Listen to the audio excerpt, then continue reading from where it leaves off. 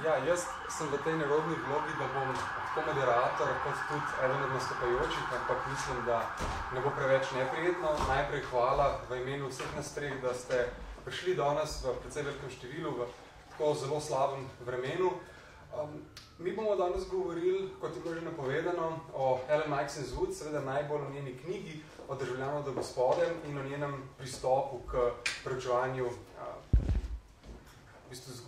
družbenega in zgodovinskega konteksta, v katerem so nastale različne zelo pomembne ideje, predvsem kar zadeva politično filozofijo. Ampak ne bomo govorili samo o tem, marveč, kot je bilo oglaševano, bomo nekaj besed namenili tudi splošnemu projektu prenavljanja in posodabljanja historičnega materializma, oziroma manj eufemistično rečeno marksizma, kateremu je seveda Ellen Wood izjemno prispevala od nekje konca 70-ih, začetka 80-ih let prejšnjega stoletja in vse do njene neljube, mogoče celo tragične smrti, skoraj 2 leti nazaj, januarja 2016. Govorili bomo torej o tem splošnem projektu prenavljanja historičnega materializma in konkretneje, poleg njene knjige, se bomo dotaknili prispevkov, ki so zbrani v zborniku In Memoriam Ellen Maxine Wood, zborniku, ki smo ga na založbi Sofija pripravili v okviru Borca kakšno leto nazaj. Pripravili smo ga zato, ker bi radi, da slovensko občinstvo izve več o tej avtorici, zato so v tem zborniku tako članki, ki jih je ona spisala in so bili prevedeni iz angleščine v slovenščino, kot tudi članki mladih slovenskih sociologov in ene mlade hrvaške sociologinje. Ti avtori, slovenski in hrvaški, se ukvarjajo seveda s temami, tezami, pojmi, argumenti, ki jih je predstavljala in tako strastno zagovarjala Ellen Wood. Poleg tega bomo govorili tudi, Marko predvsem bo govoril o moji knjigi, Sodobni zagovor historičnega materializma, in to bolj ali manj samo zato in v tistem delu, kjer je na njo, na to knjigo, na vsebino moje knjige, vplivala teorije Ellen Wood, ker lahko rečem, da je ona ena od avtoric, poleg recimo Roberta Brennerja, njenega intelektualnega partnerja, dolgoletnega, bila enih glavnih vplivov na te teorije in teze, ki jih jaz predstavljam v svoji knjigi. No, da začnem jaz s splošnim pregledom glavnih prispevkov Ellen Wood. Teh je toliko, da bi težko pravzaprav povzel kolikor toliko podrobno vse tukaj, zato se bom omejil na 5, ki se meni zdijo zares pomembni in nažalost izpustil mnogo drugih, ki so tudi zelo pomembni. Potem bom pa predvsem enega malo bolj natančno opisal in razložil. Eden od glavnih prispevkov Ellen Wood je verjetno njen precej, jaz mislim, inovativen, če pa ne inovativen, pa gotovo poseben in rahločuten, niansiran pristop k socialni zgodovini idej od antike do skoraj danes, in o katerem bo več prevajalka doktorica Nada Grošelj povedala. Ta se, njen pristop k socialni zgodovini idej, razlikuje tako od verjetno vam bolj znane Cambridgeške šole, ki je mainstream na področju socialne zgodovine idej. Cambridgeška šola seveda je razvila zelo pomemben in vpliven, dober pristop, ki ni slep za zgodovinski kontekst idej, ki jih preučuje, ampak ta zgodovinski kontekst v rokah zastopnikov Cambridgeške šole postane bolj lingvistični kontekst, kot zares materialno-zgodovinski. Kaj točno to pomeni, bomo videli kasneje, ampak samo rad bi nakazal eno razliko med obema pristopoma. No in na drugi strani seveda Ellen Wood, kot so ji sicer zelo neustrezno in vulgarno očitali nekateri recenzenti, v bistvu en recenzent, nekaj časa nazaj, nikakor pri svoji analizi ne zapada nekim vulgarnim marksističnim teorijam ideologije ali pa zavesti idej, ki reducirajo vsebino, bogato vsebino idej na razredni interes ali pa funkcijo reproduciranja statusa quo in vladajočega razreda. Ellen Wood je bila zelo skeptična in sovražna do takšnega vulgarnega marksizma, zato ga nikakor ni prakticirala. Na drugi zelo pomemben pristop, ki ga najdemo v njenih, mislim, da več kot 10 knjigah in več kot 40 člankih, vsaj tisti, ki jih jaz poznam, je, in na ta prispevek se bom jaz bolj v trenutku osredotočil, njena kritika tega, čemur pravi buržoazna paradigma. In povezano njena razjasnitev precej nejasnega odnosa med kapitalizmom in modernostjo. več o tem v trenutku. Tretji prispevek, ki se mi zdi zelo pomemben v njenem opusu je, da je bila ona pravzaprav ena prvih resnih kritičark, razvila je eno prvih resnih kritik tehnološkega determinizma.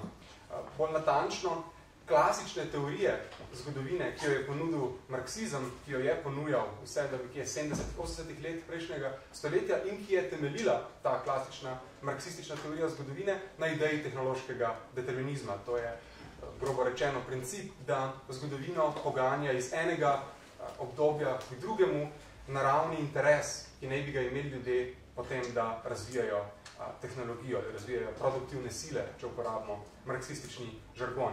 Gerald Cohen, zelo zanimiv in pomemben analitični marksist, je na koncu 70-ih napisal zelo zanimivo, dobro in vplivno knjigo z naslovom Karl Marx's Theory of History, a Defense, kjer je poskušal na rigorozen analitično-filozofski način predstaviti najbolj logično, koherentno obrambo te klasične teorije zgodovine, ki jo najdemo v zgodnjih delih Marxa. Pri tem je pogrnil, no ni uspel, in Wood je bila ena od prvih avtoric, ki je v 80-ih zelo elegantno pokazala, teoretsko in empirično, da klasična marksistična teorija zgodovine ne sodi drugam kot v koš zgodovine. Četrti prispevek, ki ga spet samo zelo nakratko omenim, ampak je težko preveč poudariti, kako pomemben je njena kritika poststrukturalizma, predvsem poststrukturalizma, kot se je prakticiral v marksističnih krogih, rečemo temu torej postmarksizma. Ona je v knjigi The Retreat from Class iz leta 1986, za katero je dobila precej prestižno Deutscherjevo nagrado, v tej knjigi je kritizirala teorije takšnih avtorjev, kot je Ernesto Laclau, Chantal Mouffe, Garrett Stedman Jones in podobni postmarksisti, ki so retorično skušali retorično ostati na področju marksizma, ampak so vsebinsko ta svoj postmarksizem popolnoma izpraznili kakršnekoli marksistične vsebine in, kar je bolj pomembno, to novo vsebino, ki je črpala iz poststrukturalizma, predvsem iz del Michela Foucaulta, Jacquesa Lacana in pa Louisa Althusserja, s to novo vsebino ne samo, da so se odmaknili od marksizma, ampak, pravi Wood v svoji knjigi, so zakrivili celo vrsto teoretskih in empiričnih zmot, ki so napačne ne samo za marksista, ampak za kateregakoli dobrega političnega filozofa, političnega teoretika ali pa filozofa na splošno. No in zadnja stvar, ki bi jo rad omenil, zadnji prispevek, ki je precej pomemben v njenem opusu, je teorija imperializma, ki jo je razvila Ellen Wood. Ta teorija ni popolnoma inovativna in ni nekaj, kar nikoli prej obstajalo, ali pa bilo objavljeno, preden se je tega lotila v 90-ih in na začetku novega tisočletja Ellen Wood, pa vendar njeno razlikovanje med kapitalističnim in predkapitalističnim imperializmom, med imperializmom, pri katerem ena država nadvlada drugo na običajen politično-vojaški način, in imperializmom, pri katerem ena država nadvlada drugo na bolj subtilen, posreden ekonomski način, to razlikovanje ne samo, da je pomembno, ampak Ellen Wood ga je teoretsko utemeljila s svojim precej slavnim, znanim razlikovanjem med družbami, v katerih sta politično in ekonomsko ločena, v kapitalističnih družbah, in pa družbah, v katerih sta politično in ekonomsko spojena, to je predkapitalističnih družbah. Okay, zdaj, v teh 7 minutah, kakor mi je ostalo, bi se rad posvetil njeni kritiki buržoazne paradigme in pa razjasnitvi odnosa med kapitalizmom in modernostjo. S tem izrazom buržoazna paradigma Ellen Wood pravzaprav misli nekaj dokaj enostavnega in vse prisotnega. Običajno pripadajo buržoazni paradigmi, ki jo Wood kritizira, različni sociologi in zgodovinari, marksistični in nemarksistični, in običajno jih pripadajo nenačrtno, ne da bi se tega zelo zavedali ali pa da bi veliko reflektirali to, da so privrženci buržoazne paradigme. Buržoazna paradigma je ideja, ki predvsem na Zahodu zelo vplivna, ideja, da je kapitalizem bolj ali manj identičen z trgovino, menjavo, mesti, urbanizacijo in da so zato kapitalisti bolj ali manj identični z buržoazijo, meščanstvom, trgovci, mestnimi profesionalci. Zdaj, ta ideja, pravi Wood, je precej problematična, med drugim zato, ker predpostavlja, da je kapitalizem od nekdaj že obstajal. Kapitalizem ni družben sistem, ki se je razvil šele 500 let nazaj, ali 300 let nazaj in katerega razvoj je teoretska uganka. Moramo pojasniti in veliko kognitivnega napora porabiti, da pojasnimo, kako je možno, da bi tako nenavaden nov sistem nastal tisočletja potem, ko se je začela človeška civilizacija, ko so nastale prve razredne družbe, ko se je končalo lovsko-nabiralniško obdobje. Zakaj toliko tisočletij trajalo, da je kapitalizem nastal? No, v buržoazni paradigmi to ni več uganka. Kapitalizem je, če ga definiramo kot skupek trg mest in meščanov, je v bistvu že od nekdaj obstajal. Od začetka prvih trgovskih menjalnih praks, od nastanka prvih mest, je kapitalizem v proto-latentni obliki, v majhnem žepu družbe že vzbrstel. Samo še dovolj časa je bilo potrebno, da so se ti trgi, mesta in menjava razširili čez celotno družbo in tako imamo normalen, moderni kapitalizem, v katerem danes živimo.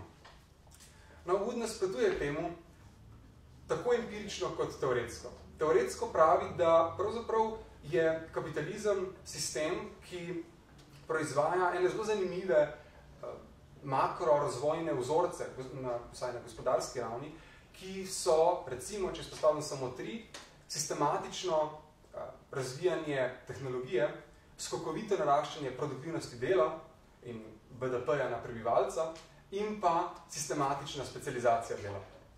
In ta teoretska poanta vodi k empirični poanti. Če pogledamo v arhiv zgodovine, ugotovimo, da so se ti razvojni vzorci začeli izražati v precej veličastni obliki oziroma na veličasten način, šele nekje med letom 1500 in 1700 v Angliji, na podeželju. Ne v Franciji, ne na Kitajskem, ne v mestih, ne tam, kjer je cvetela trgovina ali pa kjer so cveteli imperiji, Portugalska, Španija in podobno, kjer se je kopičilo bogatstvo in kjer so obstajale luksuzne dobrine, ampak med zemljiško aristokracijo na podeželju, daleč stran od trgov, daleč stran od meščanov, daleč stran od trgovalcev. In to, pravi Wood, je oziroma vodi k teoretski uganki. Kako je možno, da so se ti vzorci ekonomskega razvoja, ti ekonomski vzorci naenkrat pojavili in to na podeželju, v Angliji, med zemljiško aristokracijo? Njen odgovor je, in samo namignil ga bom, mislim, da se bo tega malo bolj dotaknil Marko, njen odgovor je, da moramo pogledati, kakšna je bila dinamika razrednega boja med kmeti in feudalnimi gospodi, ne meščani in feudalnimi gospodi, kot pravijo Weber, zgodnji Marx in praktično vsi marksisti po Marxu, vsaj nekje do 70. in 80. let prejšnjega stoletja.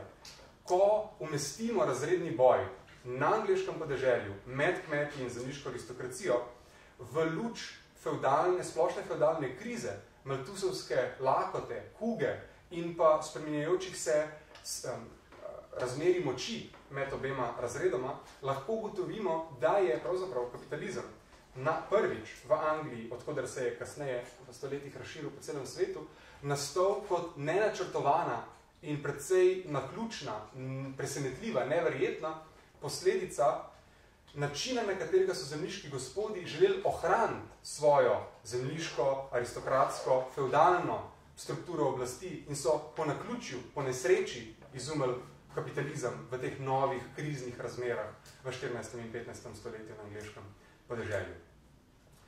Okay, ne par besed samo še namenam odnosu med kapitalizmom in modernostjo. Namreč zdaj v Mariboru, ko poučujem sociologijo med dodiplomskimi in podiplomskimi študenti, opažam, da ni jasna, da ta povezava ni jasna in da nikakor, če je malo bolj jasna, ni takšna, kot bi želela Ellen Wood in kot jaz mislim, neodvisno od Ellen Wood, da moramo tudi ostali razmišljati torej, o odnosu med kapitalizmom in modernostjo. Običajno, kar se stori, je, da definirajo sociologi in zgodovinarji modernost, potem pa rečejo, da je kapitalizem ali proizvedel modernost, ali da je identičen, ali pa da je obratno, da je modernost proizvedla kapitalizem. Kakšna je definicija modernosti? Običajno se definira prek celega kupa raznih stereotipiziranih značilnosti. Modernost je vznik in širitev psihološkega individualizma ali pa ideološkega individualizma. Modernost je centraliziranost, centralizacija države, razbitje fevdalne, razparcelirane oblasti. Modernost je razrast birokracije, velikega, težkega, državnega birokratskega aparata, kot bi rekel Weber. Modernost je nastanek znanosti, znanstvene revolucije, razsvetljenstva, kulta razuma in odpravljanja religije, vraževerja in podobnih pojavov.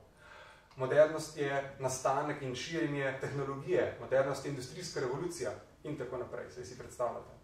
No, Ellen Wood reče, vas pokaže empirično in teoretsko v svojih delih, da ne bo tako enostavno. Pravzaprav, pravi Wood, obstajata dve modernosti, če že moramo uporabljati izraz modernost. Obstaja absolutistično meščanska modernost in obstaja kapitalistična modernost. Prva absolutistično meščanska modernost je bila najbolj poosebljena v Franciji v 18. stoletju. Zato je značilen močen, centraliziran birokratski državni aparat, zato je značilno racionalno, načrtno planiranje, zato je značilen kult razuma, upor proti aristokraciji, tradiciji, monarhu, upor proti tradicionalni simboliki in tako naprej.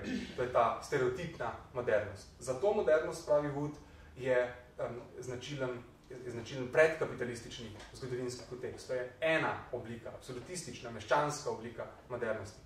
Zdaj, druga oblika modernosti, tista, ki je značilna in ki jo je proizvedel kapitalizem, ki je bila značilna za 17. in 18. stoletje v Angliji, oziroma Veliki Britaniji po letu 1707, zato modernost ni značilen kult razuma, ni značilno nasprotovanje aristokraciji, ni značilno toliko znanstvena revolucija ali pa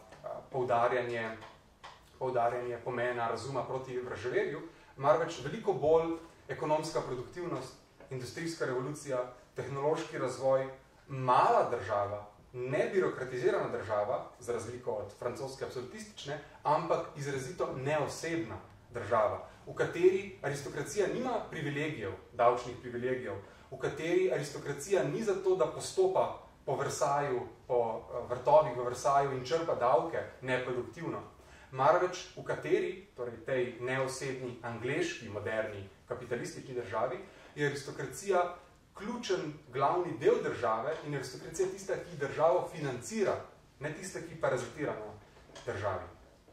Skratka, da ne bom predolg, moja poanta je, da je Ellen Wood na različnih področjih in na različne načine vedno teoretsko in empirično precej sofisticirano prevračala tako marksistične kot nemarksistične, antimarksistične ortodoksije in da je zato njeno delo kot tisto iz 80-ih, kot tisto, ki je pravkar v prevodu, oziroma je pred kratkim bilo prevedeno in se še trenutno prevaja, zelo aktualno in primerno tako za akademske kot tudi bolj poljudne, aktivistične, antikapitalistične razprave.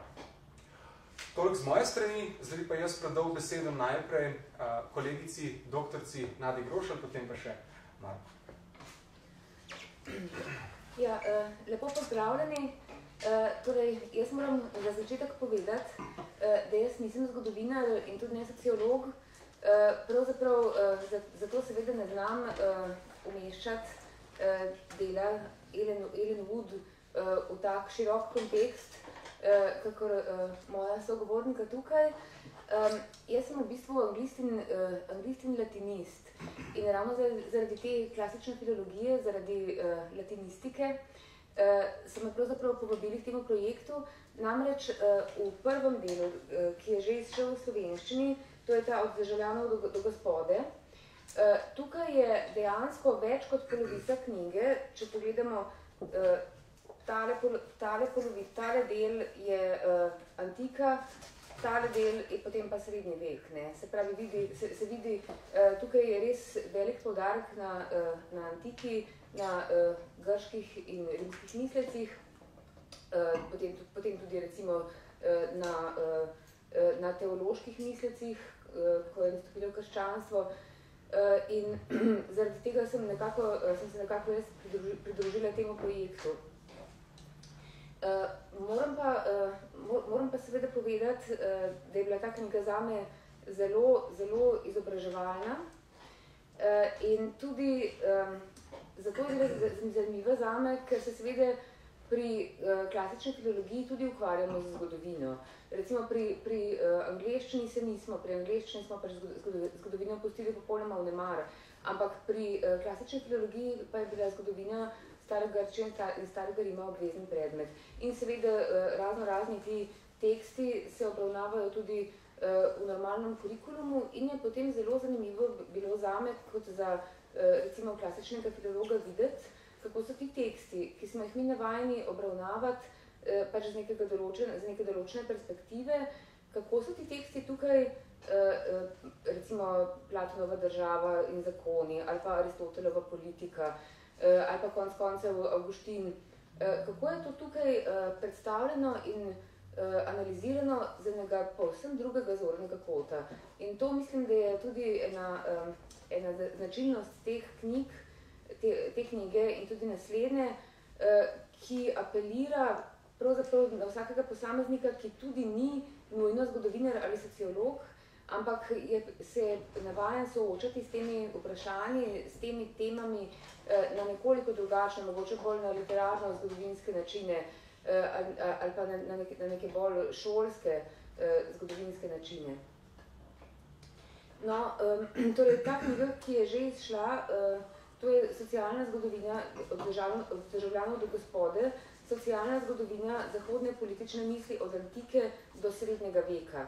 No, tak je pa zdaj v obdelavi, je pa, tukaj imam pač izvirnik s seboj, to je pa Liberty and Property, se pravi svoboda in lastnina ali svoboda in posest, družbena zgodovina ali socialna zgodovina zahodne politične misli od renesanse do razsvetljenstva. In v tej knjigi pravzaprav najdete zelo veliko tega, o čemer je govoril Tibor, recimo ravno to vprašanje nastanka kapitalizma, to dihotomijo recimo med Francijo in Anglijo. Namreč v tej knjigi je pa tako, da je ravno levi delež strani posvečen Franciji in Angliji. Začne se z drugimi državami, ampak potem se pa najbolj nekako posveti tema dvema, ker gre za države, ki ste se seveda razvijali usporedno, ampak s popolnoma drugačni, ampak v popolnoma drugačnih smerih. No, ampak tukaj bi se mogoče najprej osredotočili na to prvo knjigo, ki pač še ne govori o kapitalizmu, ker pač obravnava dogajanje do srednjega veka. To je ta od državljanov do gospode. Zdaj, kako je ta knjiga pravzaprav razdeljena? Na začetku ima, prav tako kot tudi ta naslednja, nek teoretičen uvod, v katerem pokriva taka vprašanja, kot kaj je politična teorija, zgodovina politične teorije, potem socialna zgodovina politične teorije, izvor politične teorije in tako naprej. No, in tukaj v tej zvezi seveda začne pri starih Grkih. Pravi, da so Grki iznašli neko svojo lastno obliko politične teorije, medtem ko Kitajci in Indijci, recimo, se pravi tiste civilizacije, ki so bile takrat napredne in pravzaprav bolj napredne od Grške, o tem niso razmišljali tako sistematično, se pravi tako, da bi bilo to utemeljeno kot nekakšna, recimo temu, posebna veda.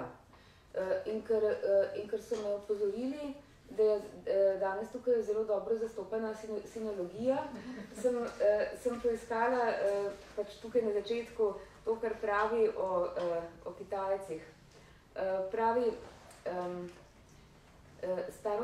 starogrški način političnega razmišljanja o načelih politične ureditve tako lahko postavimo nasproti filozofiji etičnih naukov, aforizmov, nasvetov in zgledov, zrasli v veliko zapletenejši in naprednejši kitajski civilizaciji, ki je imela lastno bogato in pestro tradicijo politične misli. Konfucijanska filozofija, denimo, je oblikovana v aforizme o primernem ravnanju, pregovore in zgledne anekdote. Političnih naukov pa ne sporoča s pomočjo argumentov, temveč s prefinjenimi namigi, ki vsebujejo kompleksne plasti pomena. Torej, medtem ko mi pa tukaj, kot rečeno, začnemo pri starih Grkih. Zdaj, Torej, seveda začnemo pravzaprav pri Platonu, ker zanj pač vemo, Platonova država recimo, je res ena taka klasika, potem te svoje precej utopične misli v državi je potem poskusil spraviti na malo realnejša tla v zakonih in tako naprej. Je pa Platon pomemben seveda v veliki meri tudi zaradi tega, ker je nekako posredoval naprej Sokratovo misel in pa misel tistih, s katerimi se Sokrat torej recimo pregovarja v teh svojih dialogih. Zdaj seveda je problem v tem, da nikoli ne vemo, a je to, koliko tega je dejansko Sokrat, koliko tega so tisti sofisti, s katerimi se je Sokrat pogovarjal, koliko tega je pa preprosto sam Platon. Ker to pač zmeraj obstaja možnost, da je tukaj zraven precej Platonovih lastnih misli. Ampak recimo, tukaj je zanimiv za moje predstave ta dialog Protagora. V njem namreč nastopa znameniti sofist Protagora. In ta, recimo, ta Protagora se tukaj osredotoča na obrambo demokracije, ideje, da je recimo politična sposobnost nekaj, česar se je moč naučiti, se pravi, recimo on sam lahko poučuje ljudi, da postanejo sposobni voditi državo. Medtem ko Sokrat oziroma Platon skozi Sokratova usta dokazuje, da je politična veščina neka specializacija, neka specializirana torej umetnost za izbrance, ki imajo poseben filozofski uvid, se pravi, da se tega ne da naučiti, da se tudi kreposti ne da naučiti. Platon ima torej veliko bolj ekskluzivističen pogled. No, ampak to, kar tukaj govori Protagora, je, kot pravi Ellen Wood, pravzaprav edina tehtna in sistematična utemeljitev demokracije, kar se jih je ohranilo iz stare Grčije. In to je recimo tudi zelo zanimivo z tega stališča, če želimo gledati to politično misel, kako se je razvijala v stari Grčiji. No, potem seveda ne moramo kaj, da ne bi omenili tukaj atenske demokracije. Zdaj o tem, koliko je bila atenska demokracija demokratična, pač se velikokrat razpravlja in pač splošen konsenz je, da v primerjavi s tem, kar pač mi imamo za demokracijo, tukaj seveda ne moremo govoriti o pravi demokraciji, ker so seveda imeli samo razmeroma redki prebivalci dejansko polne politične pravice. Tudi recimo taki, ki so bili tujci in so imeli, tako rečemo, stalno prebivališče v Atenah, kar je bil recimo tudi Aristotel, niso imeli polnih političnih pravic, da o sužnjih in ženskah sploh ne govorimo. Tako da seveda z našega stališča je to nekaj drugega. Zato, če gledate stari prevod Platonove države, boste tudi videli, da takratni prevajalec Jože Košar recimo ni uporabil besede demokracija, ampak demokratija, kar je pač bliže izvirni grški obliki, ampak hkrati tudi poskuša zamejiti to, o čemer govorimo pač v starih Atenah, od tega, kar je dan današnji demokracija. In v tej zvezi bi mogoče se spet vrnila na to, kar je Tibor omenil o tem, kako pomemben je kontekst. Ellen Wood da ogromno ravno na ta konkretni, zgodovinski, materialni kontekst, v katerem so nastajale različne teorije, različne pristopi, ker pravi prvič, da se tudi pomen raznih terminov spreminja skozi zgodovino. Se pravi, recimo, če star Atenc govoril o demokraciji, ali pa demokratiji, mu je to pomenilo nekaj povsem drugega, kakor nam dan danes, in moramo te pomenske premike zmeraj upoštevati. Drugače se popolnoma zakvačkamo z nekakšnimi anahronizmi, ki nam dajo popolnoma napačen vtis. In to velja seveda ne samo za politične koncepte, ampak za vse. Ne? Tudi recimo, če govorimo o raznih takih pojmih čisto preprosto kot, ne vem, ljubezen, recimo so si stari o tem predstavljali nekaj čisto drugega, kakor pa mi. Oziroma, kakor si pač nekako prevladujoče sodobno mnenje. Torej, ja, zelo pomembna je ta kontekstualizacija in seveda zelo pomembno je tudi to, da se zavedamo, kaj je ta politični kanon piscev. Tukaj gre pač res ponovadi za predstavnike ali pa za nekakšne zastopnike v vsakem primeru obstoječega establishmenta, ne, medtem ko tako da zmeraj pač slišimo eno plat medalje, na drugo pa ponovadi lahko bolj sklepamo posredno iz tega, kar preberemo v njihovih delih. Torej, ja, potem recimo prvi tak res blazno pomemben pisec je bil na te politične teme, politične filozofije, je bil Platon. No, potem naslednji, njegov učenec Aristotel, je recimo imel določene skupne točke z njim, se je pa v mnogih vprašanjih oddaljil, seveda on je bil veliko bolj pragmatičen, tako rečemo, kakor Platon. Če beremo to njegovo politiko, vidimo, da gre res v take prav že detailirane predloge, kako bi bilo treba urediti, ne vem, v zvezi s tem, da ima nekdo eno tako zaplato zemlje, pa še eno drugačno zaplato zemlje. Mislim, on je šel res v take čist praktične detajle.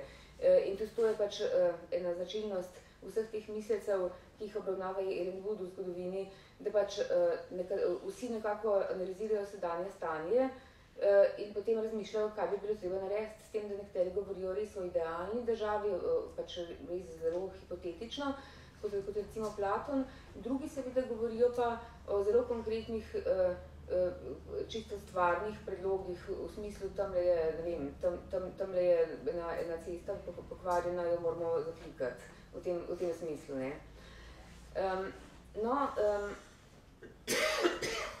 potem preide od Aristotela prek helenizma, se pravi prek vznika recimo stoiške filozofije, ki je bila seveda spet specifična, zato ker tukaj se pa pojavi ideja o tem, da smo vsi pravzaprav deležni te božanske iskre, božanskega uma in seveda po tej logiki smo vsi tudi precej enaki, ne? Ker za Platona in Aristotela nismo vsi enaki. Pravzaprav pač tudi upravičuje recimo Aristotel upravičuje obstoj suženjstva in tako naprej. No, seveda s tem je zdaj postalo, torej recimo s to stoiško doktrino, seveda se pa že zarišajo ti potenciali, da bi lahko rekli, pravzaprav so vsi ljudje enakopravni, enakovredni, ker so vsi deležni tega božjega, torej te božje biti, se pravi, po kakšni logiki so eni na vrhu, eni pa na dnu. No, in pravzaprav nekako iz tega tudi potem naravno, organsko sledi krščanska politična filozofija, namreč tukaj gre ravno tako za vprašanje, za vprašanje tega, da so ljudje po eni strani pred Bogom vsi enaki, ne? Po drugi strani pa imamo tukaj seveda zelo hierarhično urejene države, strukture in kako zdaj to dvoje združiti, oziroma kako zdaj utemeljiti, da je pa vendarle potrebno, da imamo to, da pač ni neke anarhije, ampak da se ljudje podrejajo neki čisto posvetni oblasti. No, s tem so se potem recimo ukvarjali taki kot Dober Pavel, potem Avguštin in potem tudi na osnovi tega Avguština tudi še recimo konec koncev poznejši misleci, ne nazadnje Martin Luther, ki tudi potem precej odločno nastopil v tele Liberty and Property. Namreč, zakaj toliko govorim o teh religioznih vprašanjih? Stvar je v tem, da takrat je bilo to zelo pomembno, ne? In seveda od tega, kako si ti opredelil sploh bistvo človeka, človekovo razmerje do Boga in tako, od tega je bilo tudi odvisno, kako boš ti opredelil človekovo razmerje do države, do posvetnih oblasti in a boš ti zdaj recimo dal zeleno luč temu recimo ugovorom vlasti, ideji, da se smeš postaviti po robu oblasti državi, če oceniš, da to ni v redu, kar zahteva, kar dela, ali je treba pač kljub temu obogati državo. No in torej misel več teh številnih mislecev je bila usmerjena ravno v to vprašanje, kako združiti pač krščanski nauk, recimo z nekim spoštovanjem cerkvene in seveda posvetne avtoritete. Torej, tale knjiga prva, kot rečeno, gre potem še čez razne te pomembne srednjeveške mislice, kot so bili tudi torej recimo Tomaž Akvinski, potem pa William iz Ockhama, Marsili iz Padove in tako naprej. No, v tej drugi knjigi pa imamo najprej spet en tak splošen pregled teh obdobij prehoda in potem preidemo na renesančno mestno državico. V tem oziru tudi recimo zanimivo o Machiavelliju. Machiavelli slovi kot nek tak, ne vem, se mi zdi, da ima pogosto nek tak demoničen preznak, no. Pač Woodov pokaže, da je on pravzaprav recimo pisal s tem, da je imel pred očmi, kako je Firenčka državica, Firenčka republika v škripcih, kot pač sam obstoj te republike in kako je pač zaradi tega posvetil vse temu nekoliko militarističnemu in precej utilitarističnemu pristopu, s katerim bi se dalo mogoče rešiti. Potem imamo reformacijo in potem, kot rečeno, na koncu zelo izčrpno Francijo in Anglijo. Torej, jaz moram reči, da meni se to res bil fascinant, pač nek fascinanten uvid ti dve knjigi. Res je, da je mogoče naslov tak obljublja nekaj malo bolj puščobnega, ne, socialna zgodovina zahodne politične misli, pač vsak, ki mu začneš ta naslov prepovedovati, se mu osteklenijo oči, že takoj, pri prvih besedah, ne. Ampak dejansko pa sploh ni tako, ne. Dejansko je ta knjiga resnično, po mojem tudi za zgodovinarje in za nezgodovinarje blazno zanimiva in tudi zelo poučna. Super, najlepša hvala. Ok, Marko. Hvala za povabilo. Jaz se bom dotaknil, oziroma izhajal bom seveda iz knjige Sodobni zagon historičnega materializma, ki je napisal kolega Tibor, in pa predstavil bom predvsem argumente, kjer Tibor izhaja in jih utemeljuje tudi med drugimi z Ellen Maxins, Wood in seveda z drugimi političnimi marksisti kot Robert Brenner in tako naprej. Da pa ne pademo kar naenkrat v to temo, mogoče samo malo kontekst o knjigi sami, ki jo je napisal Tibor. Knjiga seveda že v naslovu je polemična, ker je jasno, da gre za polemiko z Giddенsom, ki ima sodobno kritiko historičnega materializma. In v bistvu celotna knjiga je polemika in kritika tako navznoter, da rečem znotraj marksistične tradicije, kot tudi navzven v razmerju do webrovskih in nevebrovskih sociologov in poststrukturalizma. Tako da se najde tako nekih egzegetskih, recimo temu, poudarkov, predvsem Marksa, hkrati pa tudi zelo veliko primerjave, tako da je primerna za branje tako za tiste, ki jih zanima, recimo temu tako, kaj je Marx zares rekel in seveda pa tudi kritika tega, ali to drži ali ne drži, in pa razmerje do drugih nekaterih teorij. V bistvu knjiga pa izhaja iz zelo zanimivih ontoloških in metodoloških temeljev, in to predvsem iz kritičnega realizma in pa socialnega realizma. Zdaj, več o tem jaz ne bom zdaj razlagal, ker to ni namen dogodka, lahko se mogoče kasneje dotaknemo teh dveh elementov, ampak je zelo pomembna za samo zgradbo in za samo argumentacijo, ki jo najdemo v knjigi. Zdaj, kakorkoli da Tibor in tudi Max in Swood in drugi politični marksisti kritizirajo nekatere druge teorije, ravno tako so kritični navznoter, kot sem že izpostavil, vendar določene elemente klasične marksovske analize pa vseeno ohranijo, ker drugače ne bi govorili o sodobnem historičnem materializmu ali kakorkoli že. In kateri so to elementi, ki pa, kot tudi Tibor pravi v knjigi, morajo veljati, drugače pač nima smisla govoriti o posebnih teoriji historičnega materializma oziroma marksizma. To je predvsem primat, vzročni in razlagalni primat družbene sfere produkcije, torej produkcijskega načina in lastninskih odnosov predvsem, in potem v tretji fazi tudi pomen razrednega boja.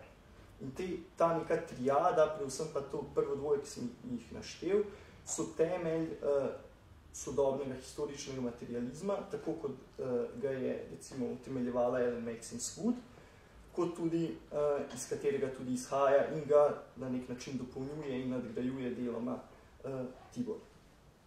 Zdaj, najpomembnejše se mi zdi, ker je ta dogodek predvsem posvečen Max in Swood, bom govoril o tem, česar se je Tibor deloma dotaknil, in to je predvsem vprašanje feudalizma in primerjava določenih ključnih potez feudalizma kot specifične družbene oblike oziroma družbene formacije, ekonomsko-družbene formacije v razmerju do kapitalizma in pa predvsem ta prehod, ki ga je tako Tibor kot tudi kolegica, ki sta ga že nakazala, prehod iz feudalizma v kapitalizem. Kdaj, kje, kako in zakaj pride in zakaj različni komercializacijski modeli, brodela in drugih ne zdržijo v bistvu.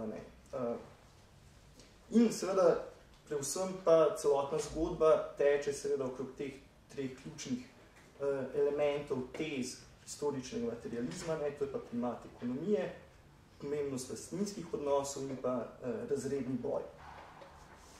Če se zdaj osredotočimo na vprašanje feudalizma in seveda, pač, kot je že bilo večkrat povedano danes, tudi Robert Brenner in drugi večinoma vedno jemljajo za primere Francijo na eni strani in Anglijo na drugi strani.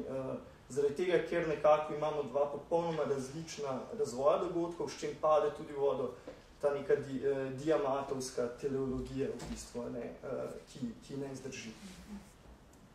Torej, specifike feudalizma kot posebne družbene oblike, seveda lahko se lotimo dosti schematično, pa bom tudi jaz tako govoril, da bo lažje razumljivo in vse. Iz strani kmetov in strani feudalnih gospodov. Kar se tiče kmetov, zelo pomembno je, da kmeti imajo v feudalizmu, kakorkoli so izkoriščani, imajo direkten dostop do produkcijskih sredstev, oziroma imajo dostop do zemlje in do orodij, s katerimi jo obdelujejo. Kar pomeni, da kmeti niso strukturno, eksistenčno odvisni od trga. Zakaj? Zaradi tega, ker lahko producirajo za same sebe, torej za samo oskrbo. In to je ena izmed temeljnih razlik v razmerju do kapitalizma in do delavcev. Seveda, kar ne pomeni, in to je tisto, oni lahko prodajajo in so prodajali določene presežke na trgu, ampak ni pa bila njihova eksistenca odvisna od trga. Drugič, kar je zelo pomembno, iz perspektive feudalnih gospodov, kaj to pomeni iz njihove perspektive. To pomeni, da kmete ne morejo izkoriščati zgolj in samo ekonomsko. Zakaj? Zaradi tega, ker jim ne morejo nadzirati produkcijskega procesa. Ampak pomeni, da jih izkoriščajo ekstra ekonomsko oziroma zunaj ekonomsko, kot se izraža Maxence Wood, vojaško in politično, s tem, da jim naložijo določene davščine, da jim določijo, kater del tistega, kar proizvedejo, bojo oni vzeli in tako naprej. Druga pomembna stvar, kar se tiče recimo temu reprodukcije razrednega položaja fevdalcev, je pa to, da prihaja do vojaško-političnega tekmovanja med fevdalcimi sami. Torej imamo vprašanje razrednega odnosa med kmeti in fevdalci, po drugi strani tudi znotraj razredni odnos med fevdalnimi gospodi sami. Zakaj je ta odnos zelo pomemben? Predvsem zaradi tega, ker kmeti, ker so producirali predvsem za samo oskrbo in ne za trg, se pravi, da je produkcija ni bila specializirana, običajno je predvsem stagnirala produktivnost dela in pa razvoj produktivnih sil oziroma tehnologija se ni ne vem kako blazno razvijala.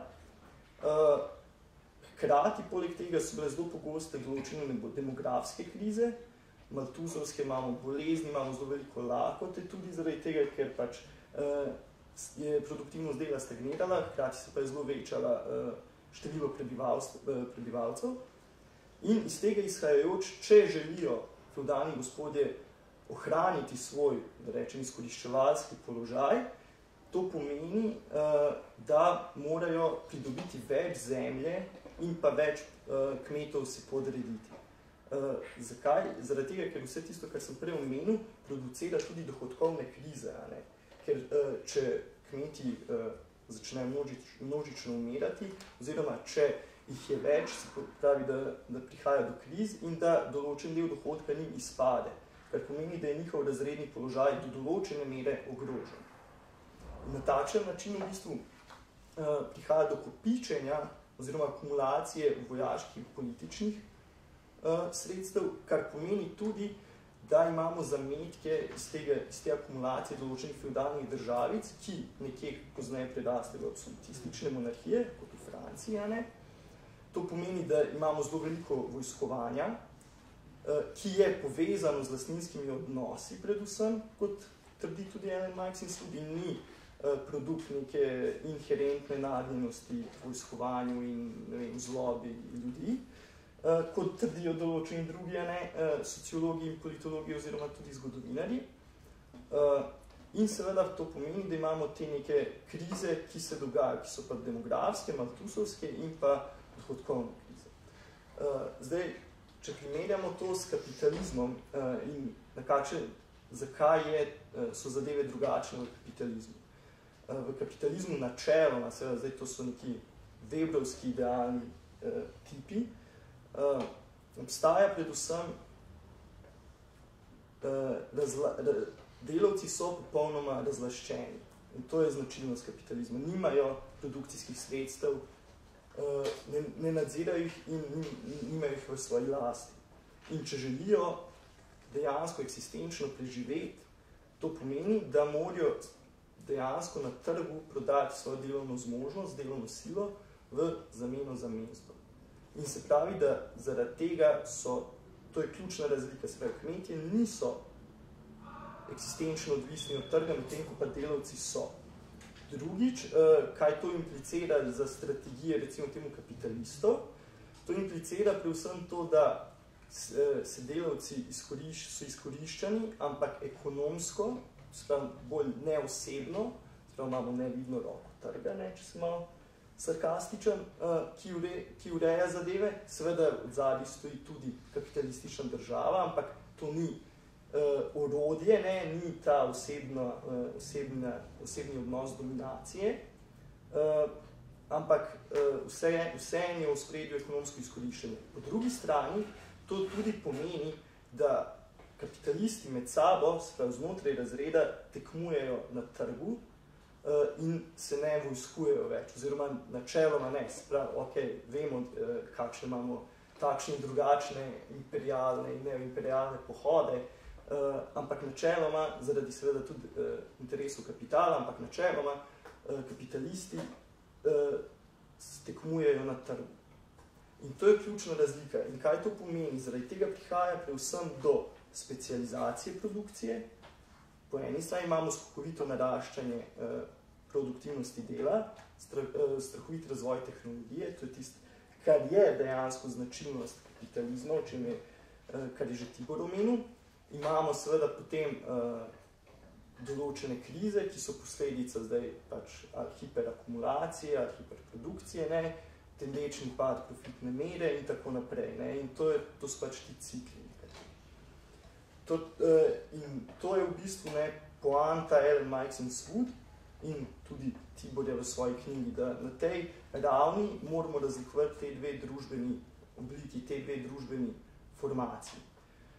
In sedaj, če pridem še na vprašanje, kako, kdaj in kje in zakaj pride do prehoda iz feudalizma v kapitalizem in zakaj nekje ne pride do tega, se bom seveda osredotočil na primera Francije in Anglije. In bomo videli v bistvu, da lastninski odnosi in pa intenzivnost oziroma uspešnost razrednega boja pogojujejo ta prehod in nikakor ne neka teleologija v bistvu da imamo zaporedja, ki si sledijo kot v vulgarnem marksizmu. Torej, osnovno vprašanje je, kakšne so bila medrazredni in znotraj razredni odnosi tako v Franciji kot v Angliji, recimo tam kot 1100-1200. V Angliji imamo predvsem dokaj centralizirano državo in imamo tudi znotraj razredno solidarnost, vsaj na strani feudalnih gospodov aristokratov. To je do določene mere zaradi tega, ker manj jih je bilo, poznali so se in tako naprej. Hkrati pa ta centralizacija oblasti izhaja iz drugih dogodkov, normanska osvajanja, strah pred skandinavskimi vdori in tako naprej. V Franciji v tistem času tega ni. Vemo, da ob koncu 9. stoletja razpade karolinški imperij, cesarstvo, in imamo razparcelirane majhne, recimo temu, suverenosti oziroma feudalne gospode, ki tekmujejo med sabo in to na politično-vojaški način, kar sem prej omenil, da je zelo značilno za feudalizem oziroma za predkapitalistične, to obdobje predkapitalističnih družb. Po drugi strani, kar se tiče pa položaja kmetov, zelo pomembno, v Franciji so uspeli ravno zaradi tega, ker je obstajalo takšno tekmovanje med feudalnimi gospodi, izboriti si, da imajo vsaj fiksne oziroma konstantne davščine, da ni bilo vse odvisno od samovolje vsakokratnega feudalnega gospoda. V Angliji tega ni. V Angliji obstaja arbitrarnost. In tam so dejansko kmetje bili v dosti slabšem oziroma težjem položaju. In zdaj iz te perspektive, to je, da rečemo zdaj za naš pogovor neka začetna točka, kako se razvijajo dogodki naprej. Najprej, če se osredotočimo na Francijo. V Franciji ravno to medsebojno tekmovanje feudalnih gospodov in počasi vzpostavljajoča se centralna oblast, imamo to tekmovanje med feudalnimi gospodi na eni strani in med feudalnimi gospodi in vzpostavljajočo se centralno oblastjo na drugi strani.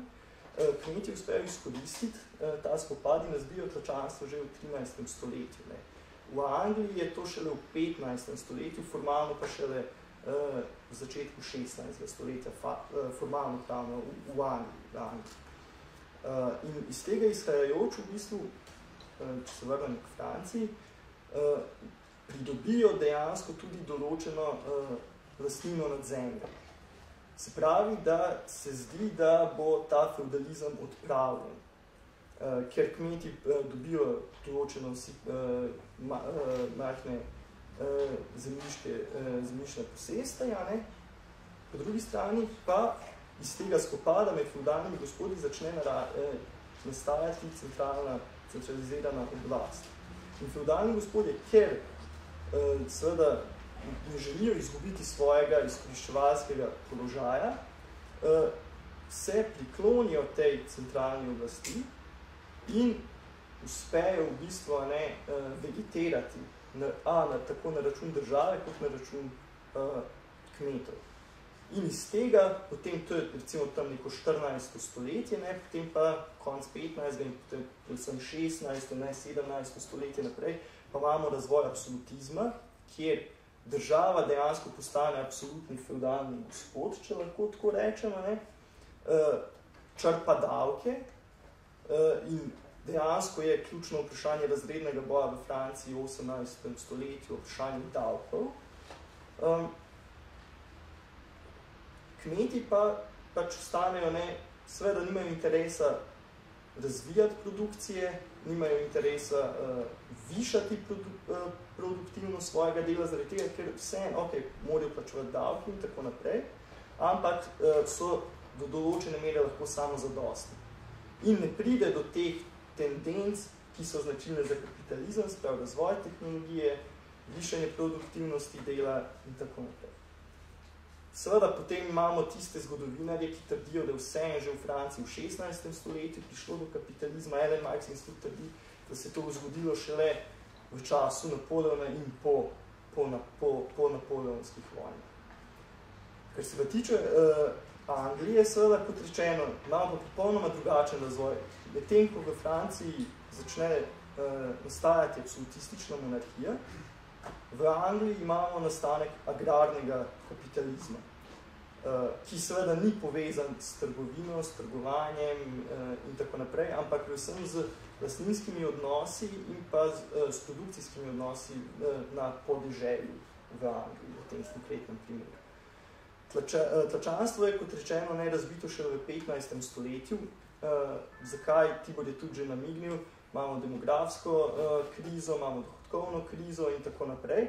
Vendar zelo pomembno je, da kmeti v Angliji si ne uspejo priboriti lastništva nad zemljo. Tlačanstvo je odpravljeno, ampak kaj zdaj, da tako rečem.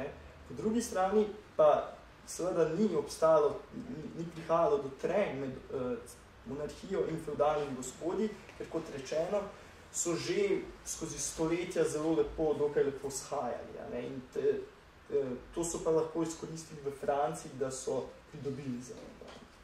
In v tem kontekstu imamo ogromno zemlje, ki je trenutno nihče ne obdeluje, kaj narediti. In slučajno ali ne, kot je Tibor rekel, zemljiški lastniki, feudalni gospodje začnejo oddajati to zemljo malo bogatejšim kmetom. In ta najemniški odnos, da rečem tako, počasi skozi stoletje in pol privede do tega, čemu se reče agrarni kapitalizem. Zdaj, zakaj je to pomembno?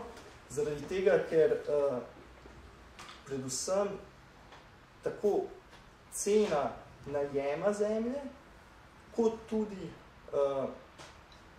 sam dohodek kmetov, ki so najemali to zemljo, bil odvisen od trga.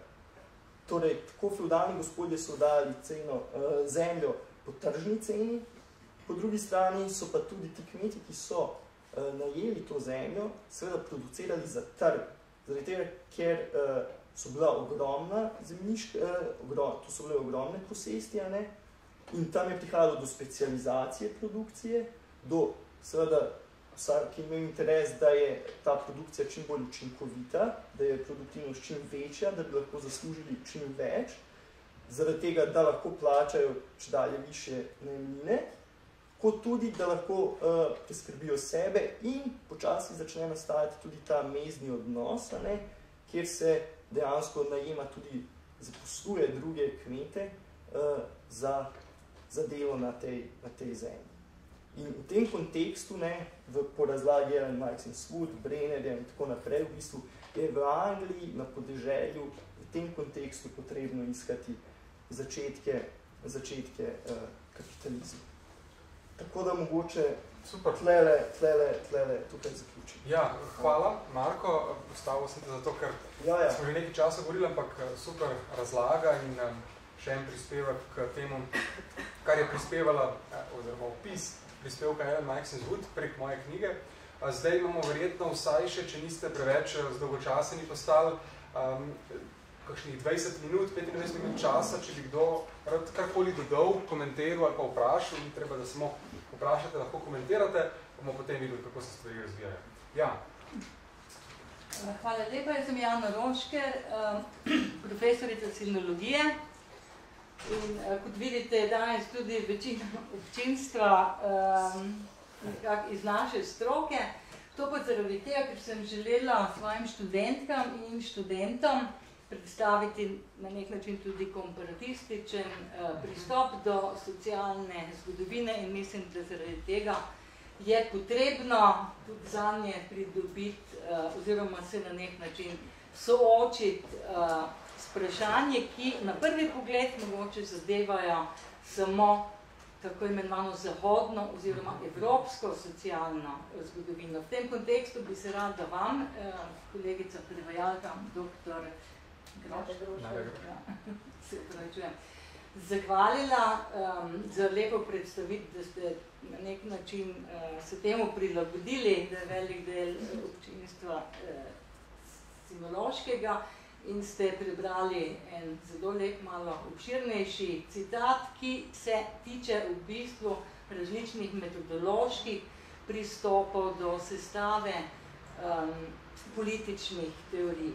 Vam, kolega Tibor, bi najprej rada čestitala iz srca za vašo knjigo in tudi za celotni projekt, ki se ga z njo lotevate, skratka za ta sodobni zagovor historičnega materializma, če tudi moram reči, da se mi zdi malo problematično, ampak najbrž je tukaj prišlo do nesporazuma, metodo historičnega materializma kot tako popolnoma enačiti z Marxom, čeravno je bil Marx njen začetnik, ampak menim, da obstajajo dosti teoretikov, ki uporabljajo to metodo na popolnoma drugačen, lahko bi rekli celo ne marksističen način tudi.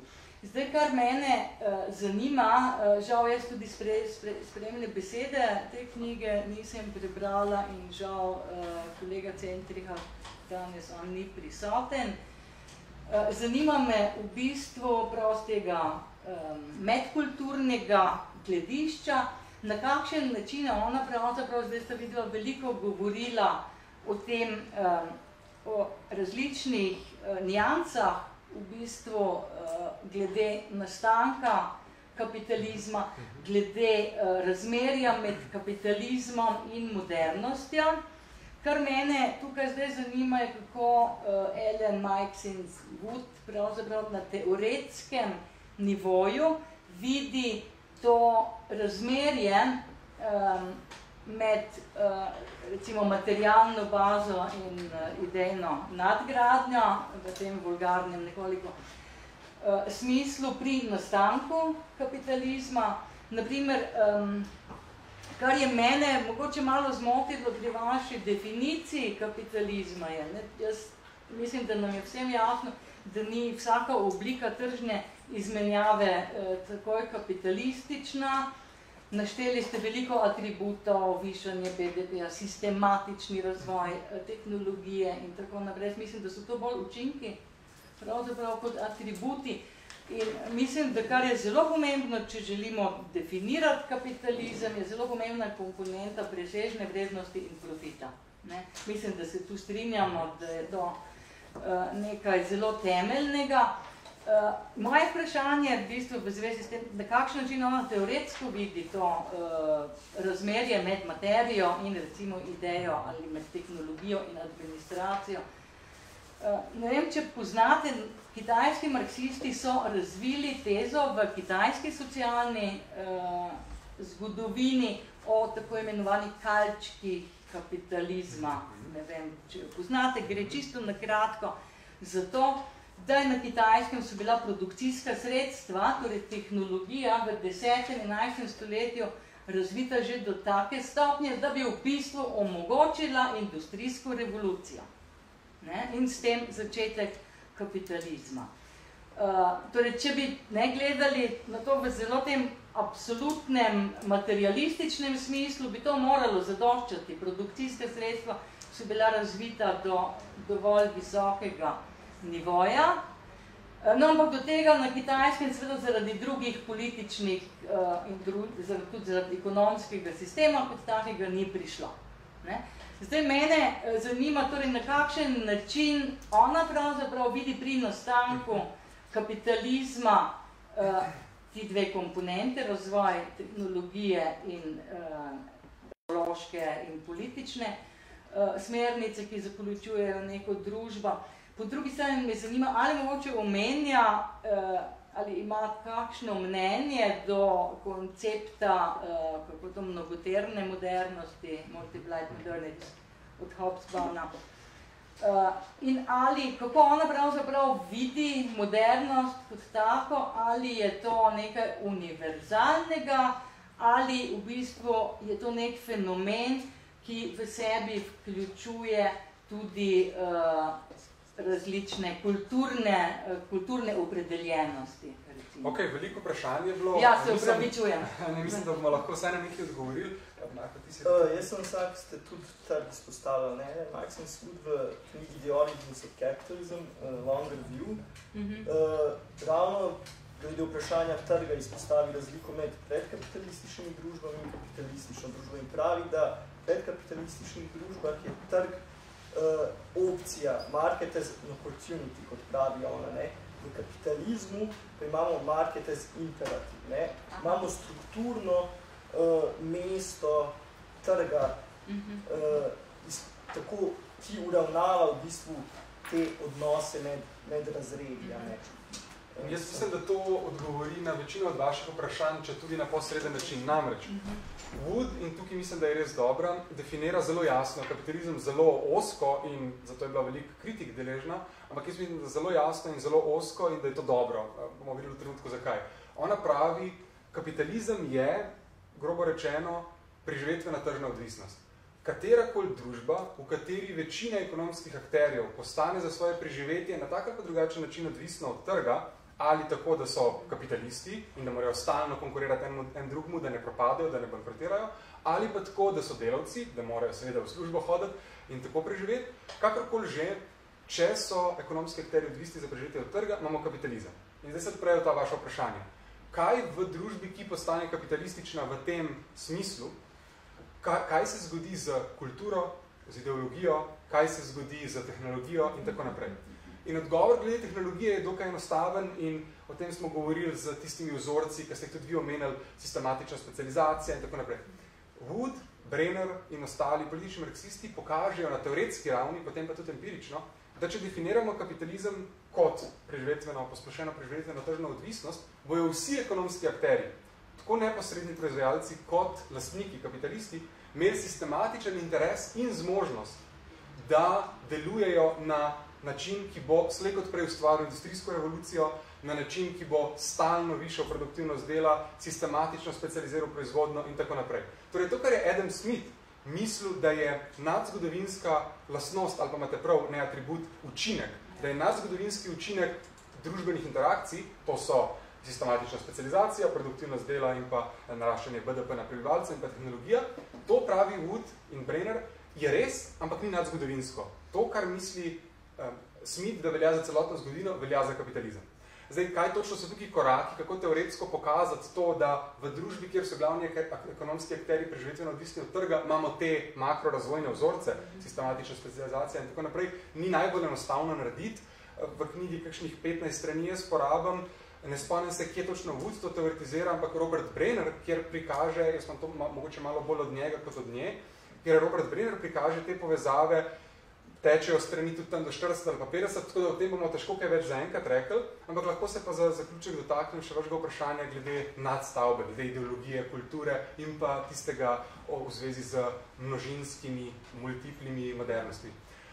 Ko imamo enkrat tako osko definicijo kapitalizma in recimo i ekonomistično definicijo, ampak sej kapitalizem je ekonomski sistem, zato je prav, da je takšna, tako ozko definicijo, vidimo, da v družbah, kjer imamo kapitalizem, ne bo v nasprotju s tem, kar je mladi Marx mislil, ali pa kar so bolj vulgarni marksisti po njem mislili, ne bo nujno nobenih kulturnih pa ideoloških sprememb. Lahko se zgodijo, lahko pa ne. Recimo, v Indiji, kjer je kapitalizem nastal, desetletje nazaj, glavna religija ni postala protestantizem, krščanstvo pa karkoli, ampak je ostala islam in pa hinduizem.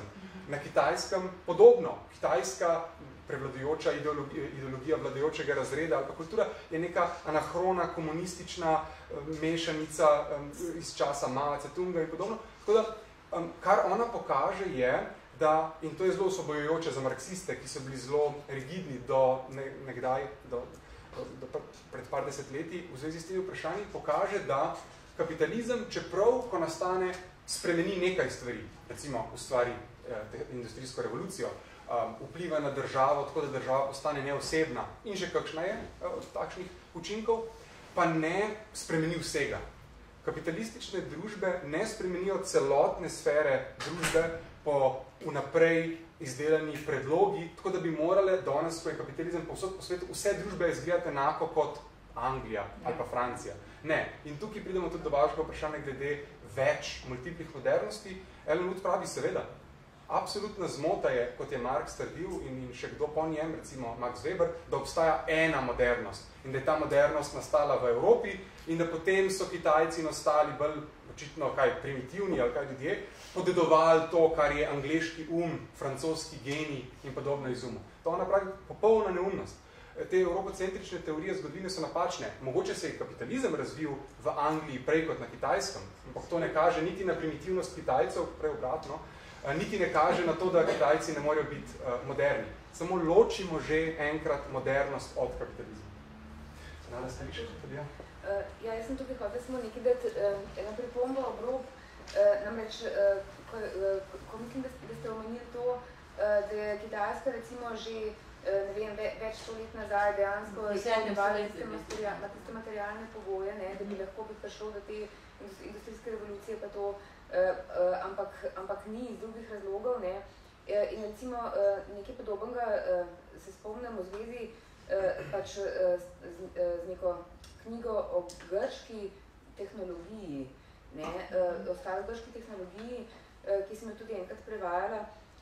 Gre namreč za to, da je recimo starogrška znanost, njihova matematika, fizika in tako naprej, da je bila že davnej na strahovito visoki ravni. Če pomislimo na vse te Euklide, Arhimede in podobno, oni so že davnej recimo v stanju, da bi lahko prešli na eno konkretno, na en konkretno razvoj tehnologije, kakršne začeli recimo za potem kapitalizem. Ampak kljub temu, tega niso počeli.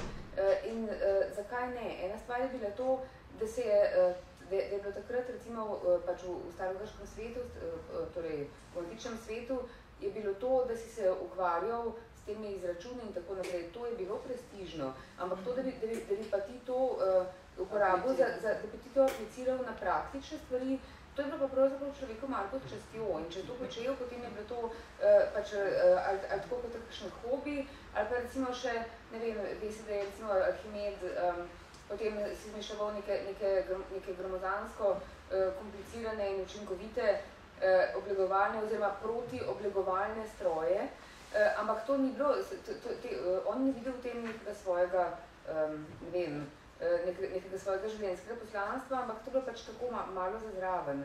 Pa še nekaj drugega je bilo, ne, recimo pri teh osvajanjih, pri pridobivanju čedalje večjega imperija, so recimo prihajale v konkretno Rim, cele gore teh zajetih ljudstev in to je bilo pač treba recimo temu nekako zaposliti in enostavno niso videli razloga, zakaj bi razvijali, ne vem, kombajn, če so imeli tam celo armado delovne sile. Čisto preprosto, ne. Tako kar tudi dan današnji konc koncev, če pomislimo, kdaj se je izumrl take stvari kot sesavc, ali pa kaj podobnega, mislim, te res najbolj osnovne stroje, grozno dolg ne, ker so pač zato so bile postrežnice, pa služkinje, ne, in zakaj bi se potem kdo s tem ubadal. Tako da to mi je pač prišlo na misel v zvezi s tem razvojem tehnologije, dejansko ta razlika med to staroveško, med tem staroveškim pristopom, ne, pa recimo potem med novim vekom, ki je pa res usmerjen strašno v tehnologijo. Bom še, jaz mogoče se zdaj spomnil, ker je tekla debata, obstaja ena posebna številka, mislim, da je to Marksizem v svetu, da je bila tam sredi 80-ih let, to je bila znanstvena revija včasih, v Jugoslaviji, in tam je ena cela številka. Številka, kje je? Marksizem v svetu, je vse po hrvaščini. Naslov revije. Tako, to je naslov revije. In ta številka je bila prav namenjena vprašanju razmerju med ideologijo, kapitalizmom in tehnologijo. In tam noter je en članek od nemškega sociologa, Wolfgang Lefebvre se imenuje, in mislim, da je to uvodni tekst, in on tam razlaga in poskuša pokazati, zakaj in kako, recimo, Galilej še ni bil sprejemljiv, medtem ko pa Kepler in drugi so pa že lahko počasi prodirali in se je to dejansko prijelo, ta znanstvena revolucija, ki se dogaja, in on to seveda povezuje z potrebami v sferi materialne produkcije. Tako zelo dolgo nazaj sem ga bral, ampak je zanimiv članek, manj ga v PDF-u, pa če lahko ga vam pošljem. Vem, da je zadnjih 5-6 strani ključnih za njegovo razlago, tako da ne boste rabili brati 100 strani predhodne izpeljave. Tina, še kakšno vprašanje pa komentar, vsaj še 10 minut imamo časa, če ste za.